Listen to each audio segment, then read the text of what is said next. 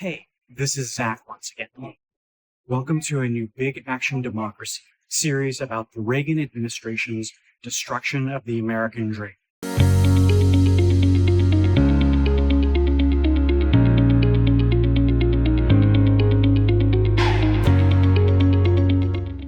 During the 1980s, the AIDS epidemic was devastating communities, especially gay men. But for years, President Reagan stayed silent as the death toll rose.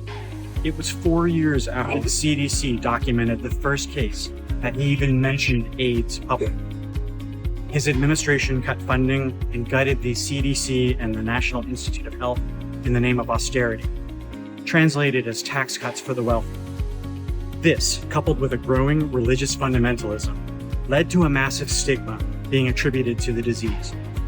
Now, think about the similarities between the AIDS epidemic and COVID. Donald Trump spent the first several months of the pandemic ignoring the virus and downplaying the severity. He turned the virus into a political issue by blaming others and demonizing scientists. He restricted the flow of information from government experts.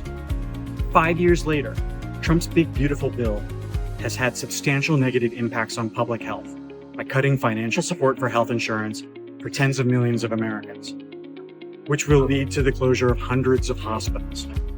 Funding for the CDC and the National Institute of Health has been slashed, and many experts employed by them have been laid off.